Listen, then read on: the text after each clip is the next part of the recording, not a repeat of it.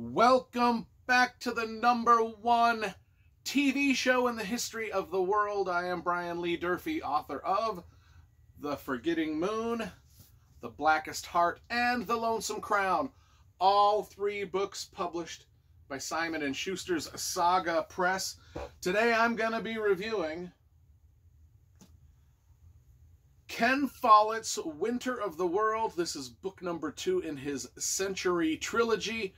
One of my all-time favorite epic sagas ever written of all time. And Ken Follett, if you followed my channel, you know he's one of my favorite authors of all time. And, I got the whole trilogy here in hardcover.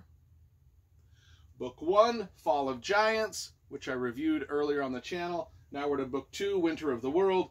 And then book 3, Edge of Eternity. And each one of these books is just enormous, like 1,000 pages each. Just an epic, epic story, and I'm going to talk about it here. But before we do that, let's talk about the covers, because you know I love graphic design and cover illustration. So let's rate those. I mean, I've got the little paperback here. I also have the audible.com version. I actually listened to this on audible.com. This is the 3rd time I've actually read this book. But it matches the it matches the hardcover almost point for point. So, good job there. A bigger photo of the author on the back of the hardcover than on the back of the paperback. But overall, if you put these books together, this trilogy together on the shelves, they match real perfectly. They look great. They've got just there's just elegant look with the typeface and the old-timey photo that they've got on the on the cover of them. And then if you, of course, turn all the spines this way, it matches on the shelf and it looks pretty cool. In fact, for book 1, there's a little star in the middle. For book 2, there's 2 little stars. And for book 3, there's 3 little stars. Kind of a clever way of doing that. So, good job to the publisher for making the series look snazzy. Now, I own every Ken Follett novel that he's ever written. And I got them over here on my shelf. I've got my entire Ken Follett shelf right there. You can see the vacant space where the Century Trilogy belongs. But anyway, that's that. Let's talk about the book itself now. Book number 2 in the Century Trilogy. Now, the Century Trilogy is it's basically what it says it is. It's a epic family historical dramas taking place from the year 1900 all the way up until the year 2000.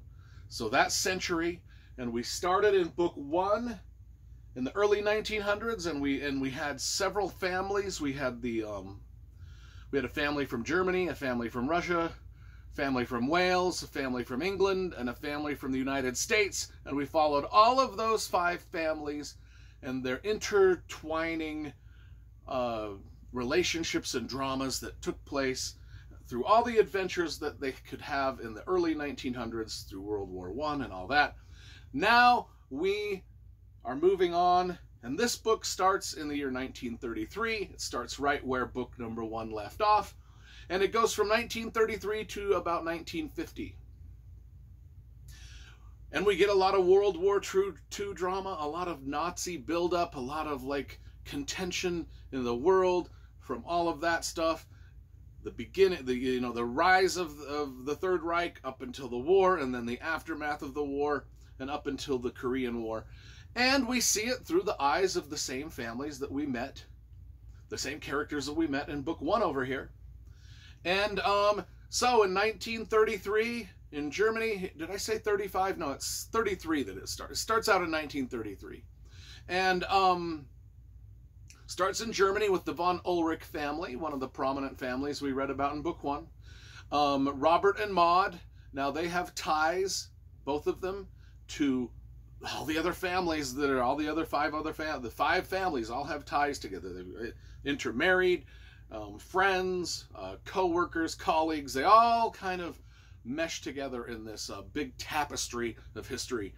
But the von Ulrichs, they're the German family, and through them we get to see the rise of Hitler, the brown shirts. They've got two kids, Carla and Eric, and they get some visitors, they get some friends. Of course, the friends that are visiting are people from the other families that we see, and we get to see the rise of the Nazi German Party through the eyes of various characters. Not just the Germans, but the Russians and the English and the Welsh, and even some of the Americans. And then this story jumps, we get about 100 pages of that, and then we jump to about 1935, and we go to Buffalo, New York, with several of the American families, the Dewar family. There's a senator named Dewar, and he's got his family involved in all this. And then the Peshkovs. Now, the Peshkovs are a mobster family in Buffalo, New York, but they originated from Russia, because half of the Peshkov storyline in book one, no spoilers here, but in book one, the Peshkovs were two brothers, Lev and Grigory, and they started off in book one living in Russia. One of those brothers migrated to America, and he became part of the like the Buffalo mob scene, Russian mafia kind of thing, while Grigory stayed in Russia. So then we get to see a lot of the stuff that happens through the American eyes, through Lev and his mobster stuff in Buffalo, and then we get to see a lot of the Russian side of things with his brother Grigory, who stayed back in Russia with Katerina. And there was a bit of a love triangle between Lev and Grigory and Katerina in book one, and it still continues. Still continues to the day with much drama and family drama and infidelities and all of these things, how love triangles go.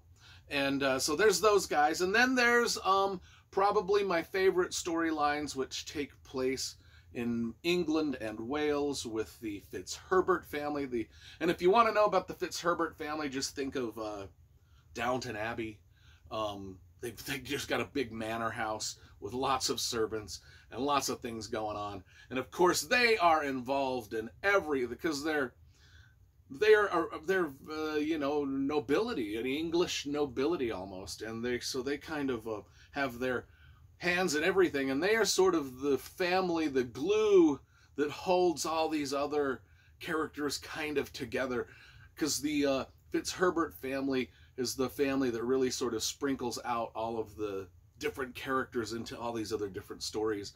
And we've also got the Welsh family, the Williams, who are sort of the counterpoint to the Fitzherberts. The Fitzherberts are the sort of aristocrat type English, and then the Williams are sort of the peasant class, if you will. They're the servants. In fact, some of the Williams are servants to the Fitzherberts. So we get all of these 5 families with a massive cast of characters that all sort of know each other and intermingle throughout all of these dramatic events that happen through history. World War II, of course, a lot of them fight in World War II. A lot of them fight against the Nazis. A lot of them are Nazi sympathizers. It's just, the villains are villainous, the heroes are heroic, and it's just storytelling like nobody can do but Ken Follett. If you've read Pillars of the Earth, just imagine that book expanded into 3 massive books with even more characters that have even more drama and interaction with each other. And not just that, because I've made it sound like a soap opera, but this has got tons of action and adventure and history. You learn so much about different things in history by reading these books. It's just fascinating. Can't get over. This is literally probably one of my favorite all-time trilogies of all time, whether it's fantasy, science fiction, historical fiction. I don't care. There's no better set of 3 books that you can read that will just keep you gripped to your seat like the Century Trilogy by Ken Follett. I think it's probably one of his crowning achievements, and he's got a lot of crowning achievements. I mean, he's got the Pillars of the Earth. There's 4 books in the Pillars of the Earth series, which is just magnificent, all of those. And then there's these 3 books. can't get over how much I love these. I mean, like I said, I've read this one 3 times. I've read this one 3 times. And read this one twice, and I'll eventually read it a 3rd time. And when I read it the 3rd time, I will leave a review of it also. But these books are 10 out of 10. They're all 10s out of 10s. They are perfect in every way. I love every word. I just gobble up these stories like popcorn. If that makes sense, I don't know. Love it. One of my favorite authors of all time, and I can't get over how much I love rereading these and I just never want to I just feel like these people are part of my family too. I mean, that's not really true, but you know what I'm saying. You know what I'm saying. Anyway, so all 3 get a 10 out of 10. This one's a 10 out of 10, and when I review this one later on, it will get a 10 out of 10 because number 1 got a 10 out of 10. They all 3 get 10 out of 10, and you just got to go out and get these books. Trust me, you will not be disappointed.